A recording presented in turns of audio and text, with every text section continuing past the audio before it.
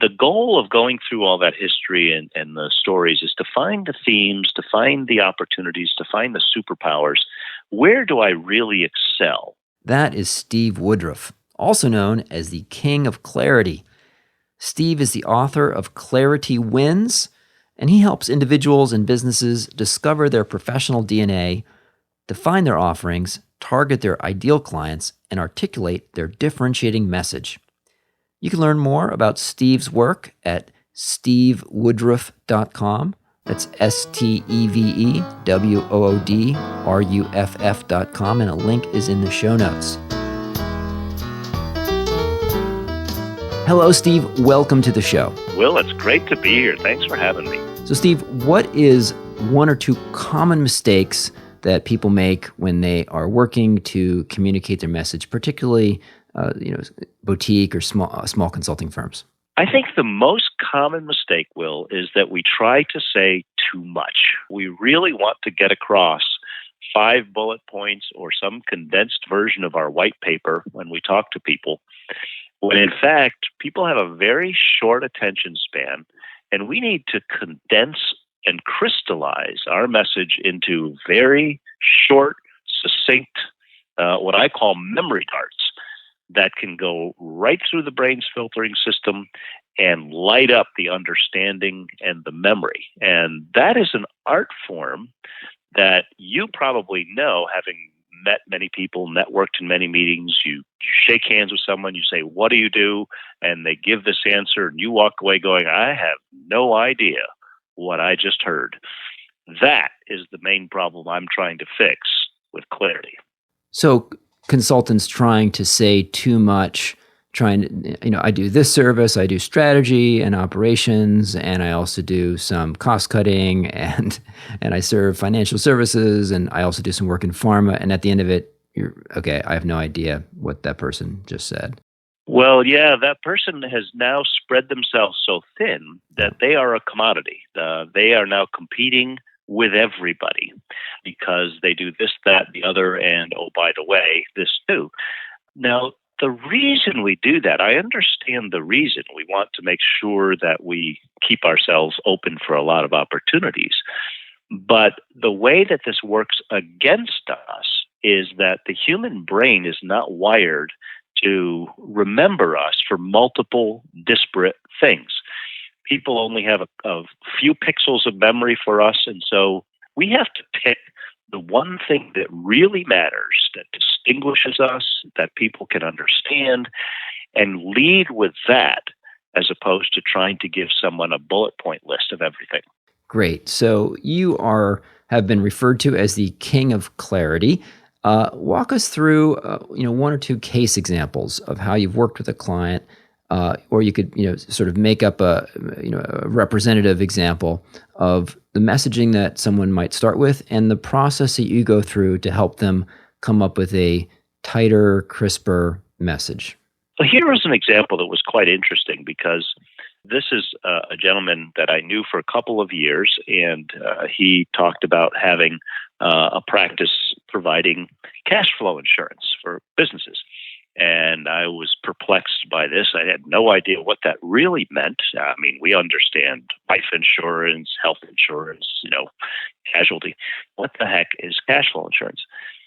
So at one point I sat down with my friend Tate Parker and I said, "Would you please explain this to me? I don't get it." And he said, one of the major things that every company has to deal with is there's a certain hidden risk in their cash flow because they've extended credit to people that are maybe going to pay them in 60 days or whatever, their customers, their suppliers. And this risk prevents them sometimes from getting a loan or being able to really grow the business because it's uninsured. And his little niche company provides this insurance for accounts receivable. It's brilliant, actually. But it's something that nobody really understood, very few of us, until he put it in those terms. And he launched this great website that explained cash flow insurance and all this wonderful stuff. And then I sat down for coffee with him and I said, "Tate, tell me who's actually buying this, because it sounds like you have to educate people about the need for it. And he said, that's true. A lot of the business owners don't even know they need it. They don't know the risk very well. But my buyers are actually bankers and brokers who know about it, and they're trying to close a deal. And so they need to bring me in as a partner. And all of a sudden it became clear that his message and his approach, all of his strategy, in fact, is not to go after the end user. It's to go after the bankers and the brokers, because they're the ones that he doesn't have to convert. He just has to show that he can help them. And then I asked another question. This is how I arrive at clarity, is just asking a bunch of questions. Between the bankers and the brokers, which are most important? He said, well, actually, it's the bankers, because I don't have to split the commission. So now we've simplified his approach even more. His whole approach needs to focus on bankers and his message and his service to bankers, not trying to educate the entire marketplace. So just asking a few questions like that and narrowing down and crystallizing where the real opportunities are can completely transform how someone conducts their business. And how did that conversation shift the messaging? What was the final kind of point of clarity? Well, for him, he was confused on a regular basis on what to do each day and what he was to pursue and all the different opportunities and people that would come his way. But as soon as we settled on the fact that bankers were the main thing, he now could shift his message away from educating about the need for this insurance to simply, I'm the best provider you can partner with to get this done. Because as it turns out, his bankers, his real customers, they already knew the need. They just need someone that can help them. He no longer had to focus as much on the website or so forth on saying, what is cash flow insurance? And I admit I did not know what that is, and I can imagine the use of it. So he focused it much more on going to targeting bankers in the collateral and saying, I'm the best provider because of XYZ reasons. Right. I had a similar conversation with a consultant recently who's starting a practice, and there were just lots and lots of potential avenues to go down. And anytime you have a lot of potential avenues, and many consultants that are experienced do have a lot of potential avenues, it's actually more confusing and harder to decide what to do.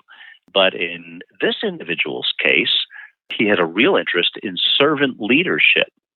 But that's a big topic, and there's a lot of people that don't understand it, and there's potentially a lot of evangelistic work to be done. But what we decided after talking it over is there's this whole class of underserved people who are aware of it, who have bought into it, but don't know how to implement it. And that is an entire rich vein of work that could last for decades. How to implement at a practical level servant leadership. And all of a sudden the message then becomes clear. An implementation partner that's been there, done that, and knows how to walk you through the process. You mentioned that you typically approach this by asking questions. So for someone who wants to try to do this at home, walk me through the set of questions that are your kind of go-to questions that someone should be asking themselves. My go-to questions, always when I work with people on a clarity session, I start with, talk to me about your best customers, your worst customers, the things you've done that really worked well, the things that you tried that didn't work well, the roles that you played that were good, the types of companies that were successful and the types that weren't. Generally, people in their 30s, 40s, and 50s have enough track record and enough raw material of stories that once you start pulling these stories out, you begin to hear certain themes. And those themes have to do with the things that really work well, the things that don't. And the strengths, the unique strengths of the person or company start to come out. And the themes, the hashtags, what I call them, the keywords. And also, by asking about the particular customers, you begin to get a feel for the right type of customer also. So typically, just by looking at the past track record and also asking questions about where they want to go and what they feel like their best opportunities are, the roadmap starts to take shape at that point. Okay, so as you go through this process, in my conversations with a lot of independent management consultants, they may do a variety of different projects. Maybe they were a engagement manager at a top tier consulting firm. They can work on a variety of different things. They could do a strategy type project. They could help do more of a market landscape or due diligence type work. They maybe even go and do some operational improvement. And they're kind of willing to do any one of those, but and you kind of don't want to necessarily carve off areas and say, well, I'm going to say no to that kind of project. So for someone who's in that situation and trying to figure out where to focus, how would you work with someone like that? I would challenge the premise that they want to be a generalist and that's the best course. Now, you can make a living being a generalist, and maybe you just want to do interesting stuff, and it doesn't matter to you as long as it's kind of within a broad wheelhouse. But I think for most of us, we really need to define our pigeonhole. And my book, Clarity Wins, if you want to boil it down to one concept, it's figure out, embrace, and love your pigeonhole. And here's why. We are going to be pigeonholed by people no matter what. They only have a little bit of memory space for us. They're going to remember us for maybe one thing. And what happens is if we do too many things, and if our message is too many things, nobody can really know what we're good at, what we specialize in, or what kind of work we want to do. And therefore, it's much harder to get any referrals because people may be referring all the wrong kinds of things to us. So because we're going to be pigeonholed, I believe we should be very clear on what we really want and what we're best at. And that's the message we put forth to the marketplace. And I use what I call the very arbitrary 85%, 15% rule. 85%, the main message is, here's what I really want to do. Here's basically the ideal client. There's maybe 15% that I'm willing to do that I'm good at. I'll keep that in my back pocket. But if I talk about that as if it was equal to the 85%, now I'm confusing my message. And I think it's important, if we're going to go after our best work with our best clients, that we define our pigeonhole and we pursue that work instead of being in reactive mode and just taking whatever comes. Got it. So first step, ask questions. Talk to me about your best work, your worst work, your clients that you love, that that didn't work out so the greatest. What projects were really successful, other ones not so much. So someone goes through that reflective exercise and then walk us through the subsequent stages of, if someone's going to try this at home, one of the listeners here on the show, what do they do next after, maybe you write, do some free journaling and write for several, an hour answering these questions. What do you do next? So the next step in the process is identifying the main superpowers that you have, and may just be one or maybe a couple. But the goal of going through all that history and the stories is to find the themes, to find the opportunities, to find the superpowers. Where do I really excel? And then identifying it at sort of a DNA and skill level, where do I excel? Now let's take a look at the opportunities in the marketplace and see where this can be applied. And it may be in a different form than I've even thought about.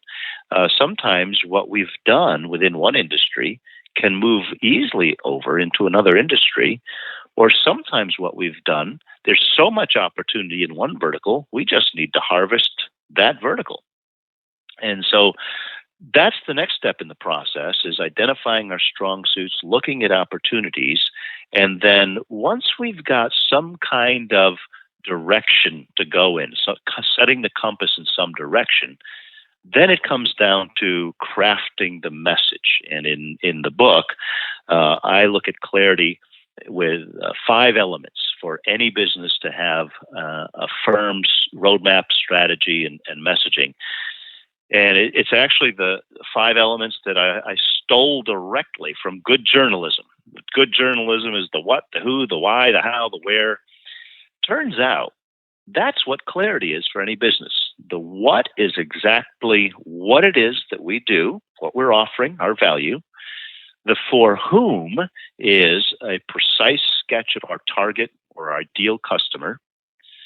The why is the business pain or hope that we're looking to address. What are we fixing?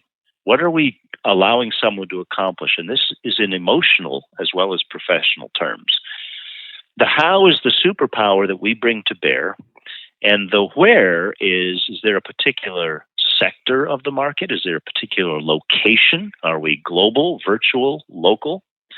Those 5 elements of clarity actually set forth exactly where I'm going, who I am, and what I'm after. And it answers so many questions once we have those down that it makes it much easier to say no. No, that's not what I'm about. I don't do those, or that's not my location, or that's not my sector, or that's not my kind of client. That's not the size company I do my best work in. So that exercise of building that filter really helps us see 2020 into the marketplace so that we can recognize our best opportunities. Great.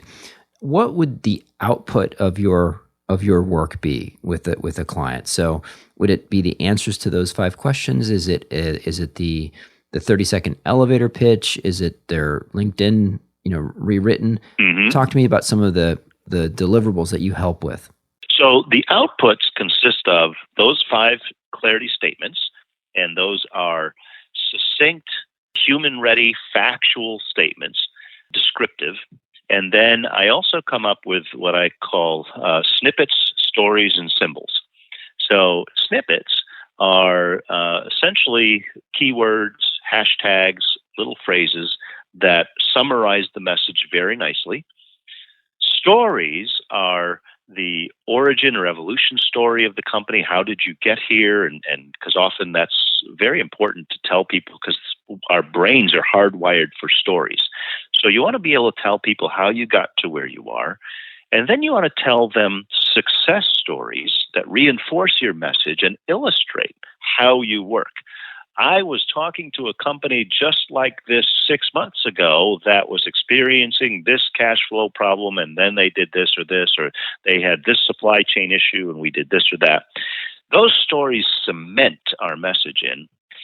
But the most powerful thing, Will, is symbols. And that is bringing our key message down to an analogy or a word picture or a simile.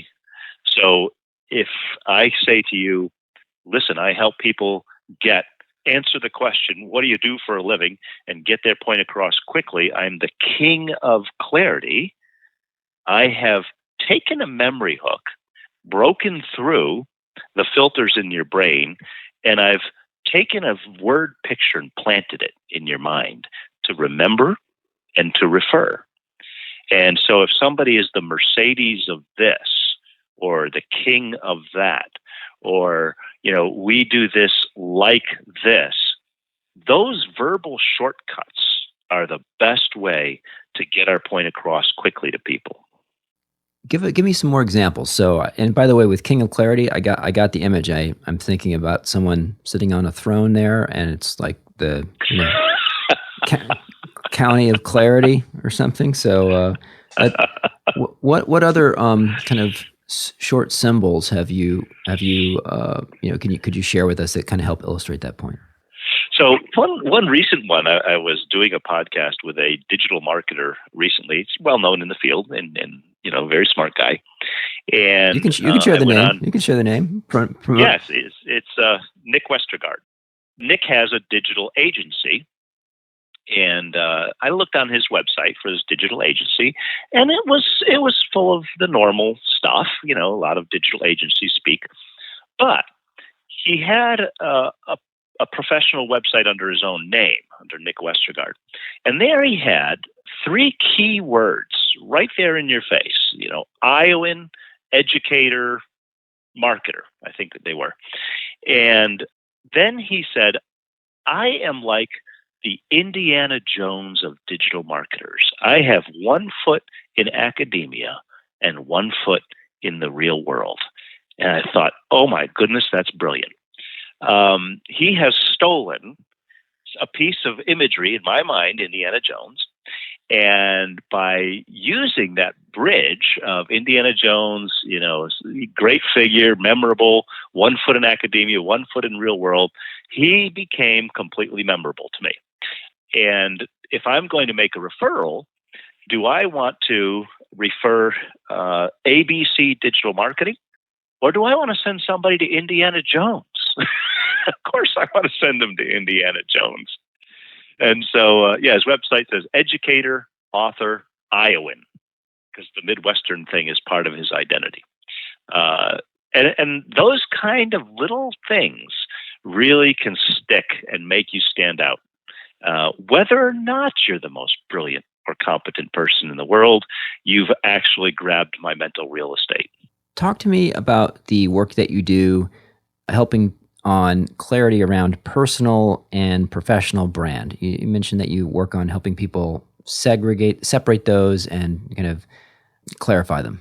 Well, it turns out that the process of bringing clarity to a company, whether it's a solo consultant or any kind of company, coming up with the what, the for whom, the why, the how, and the where is the same thing that you need for someone in career transition. So I've done this for many people in career transition in basically building their brand as somebody looking for a new job. But I've also done this for emerging leaders in a pharmaceutical company who have been through a emerging leaders program, and now they have to learn how to project themselves in the organization through networking, through LinkedIn. And the process is the same. Let's find your strengths. Let's look at the opportunities. Let's wrap the right words around it. Here's how to become memorable. I did an exercise like this with a sales training division of a company that did not have a clear identity in the company. They were just sort of a throw it over the wall and sales training will get it done. So we built their brand around 3 key concepts, and they built an entire culture over years in the way that they communicated internally. And this department grew and thrived because they had a brand. So the process of a personal brand, a professional brand, an internal brand, an external brand is really the same.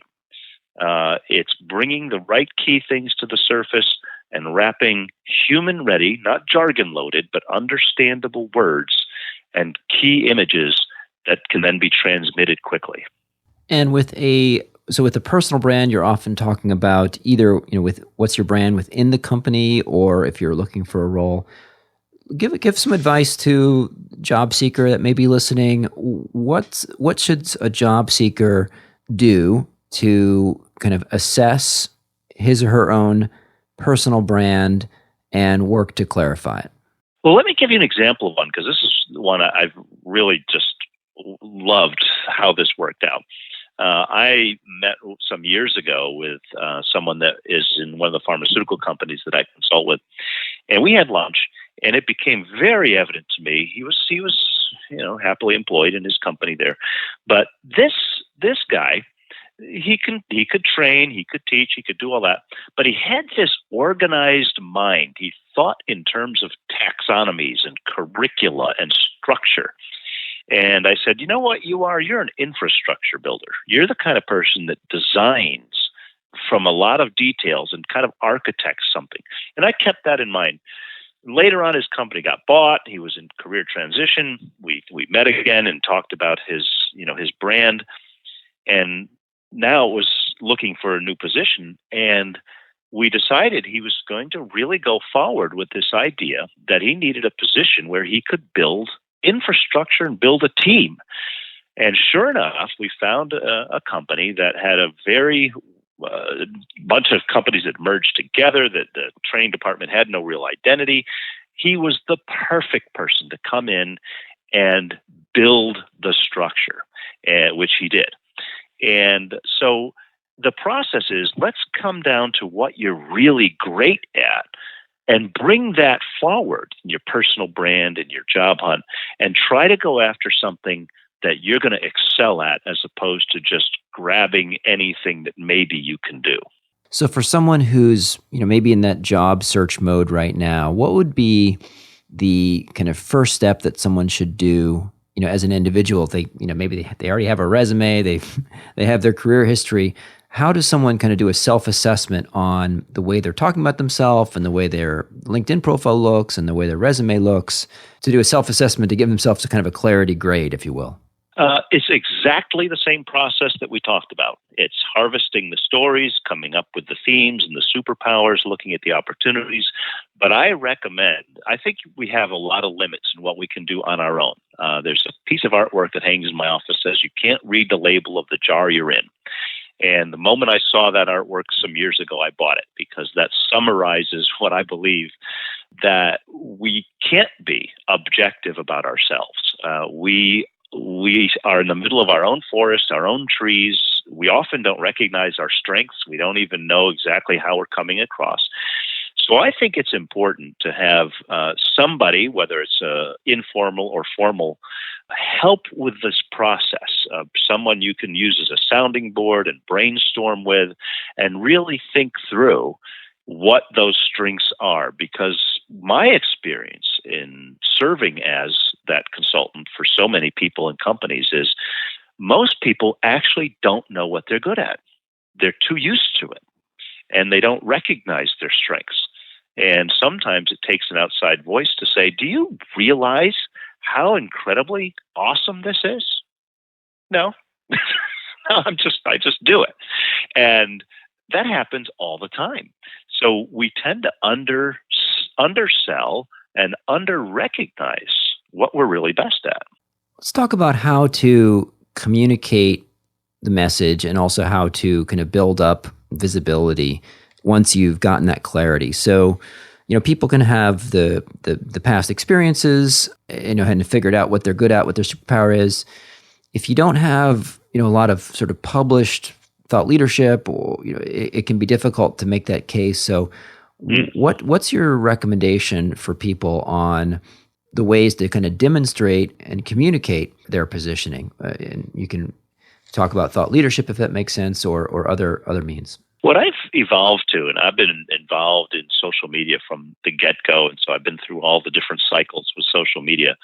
And at least from a professional point of view, I think most people can benefit from, especially those in your audience, from LinkedIn, because LinkedIn is where a lot of the professional people are. LinkedIn has its own publishing platform, Pulse, if you don't have your own blog. LinkedIn now allows you to do videos, which is, by the way, a great way to get views. And what I have found is that most people do have some expertise. And once you've got to get in touch with that, you got to know what that expertise is.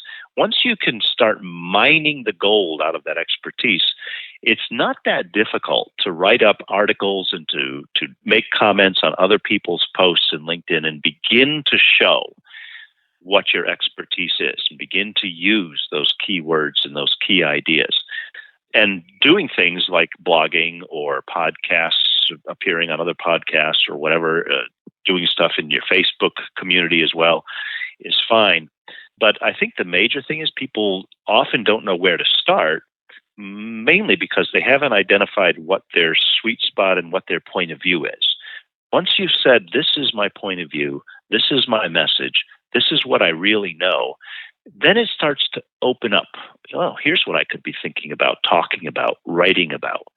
So it comes down to identifying that key thing that's your thing. Very helpful. Got it. Moving away a little bit from the day-to-day, I'd love to hear a little bit about any productivity tips that you've developed recently, or maybe that you've been practicing for a long time that you found particularly helpful. Oh, boy.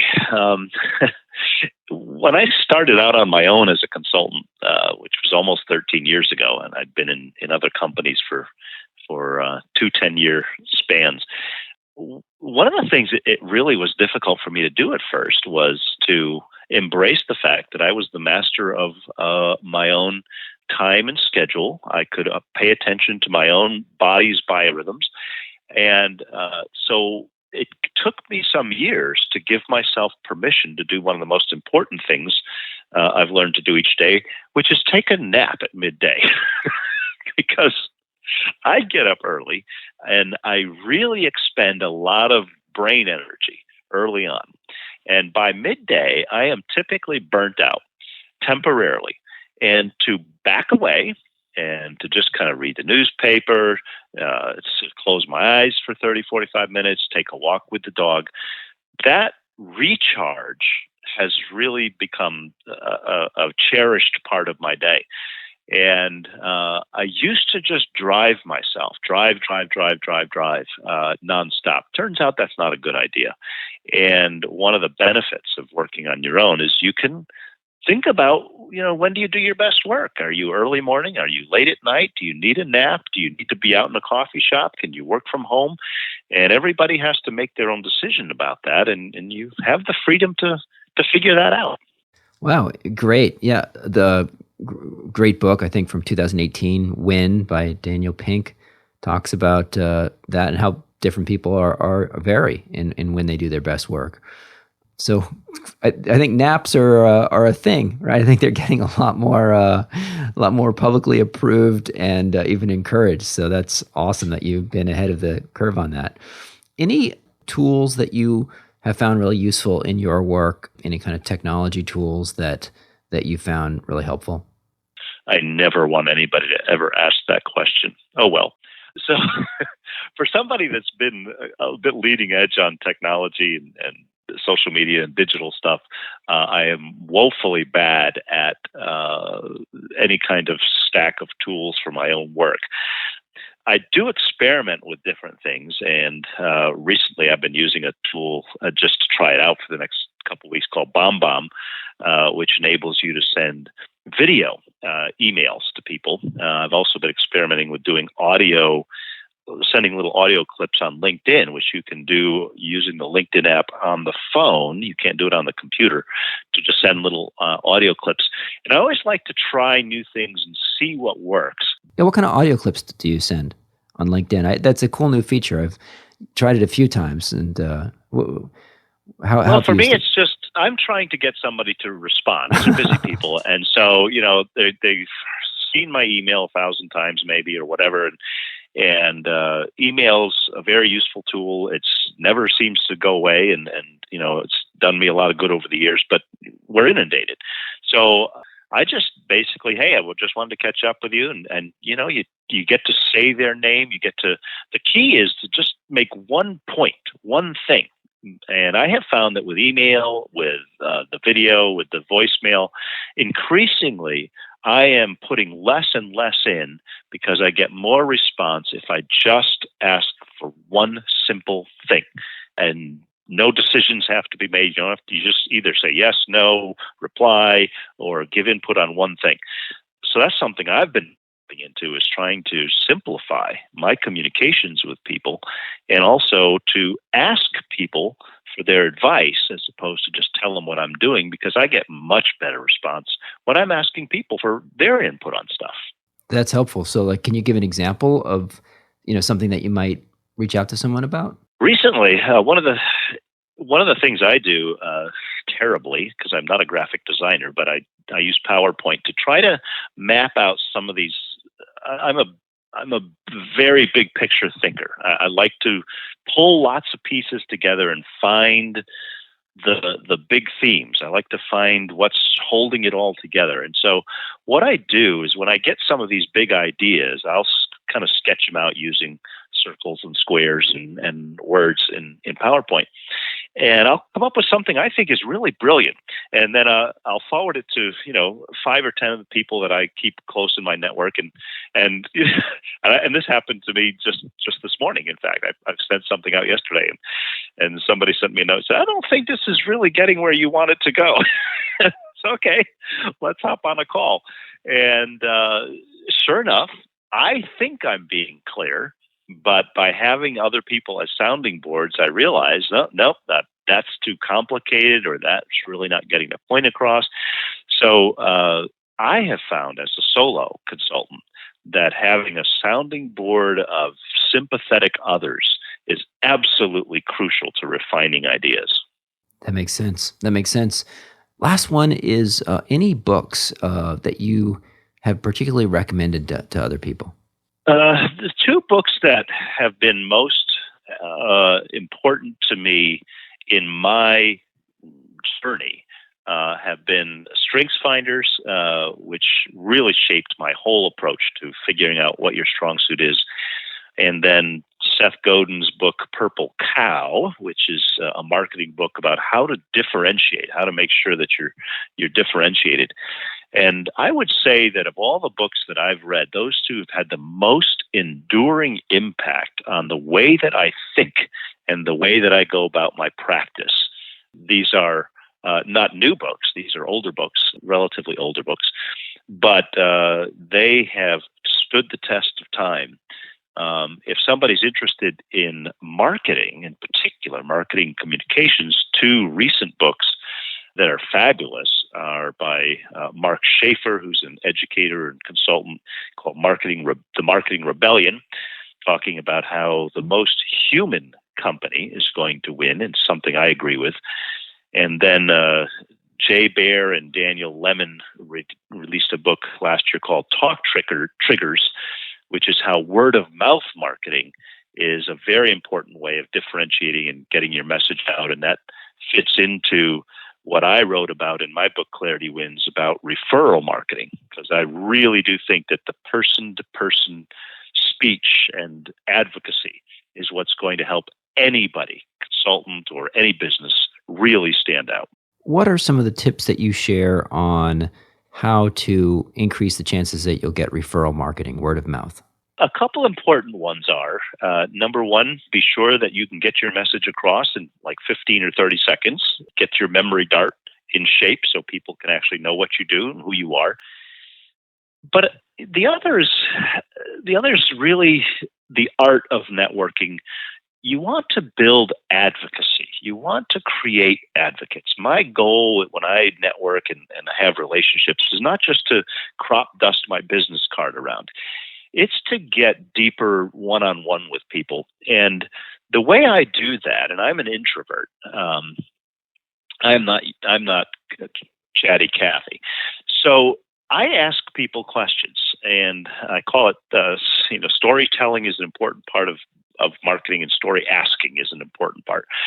And one of the things, if somebody struggles with how do I be a good networker, let me give you one question that will never fail, that will open up any encounter and bring you into the affections of people.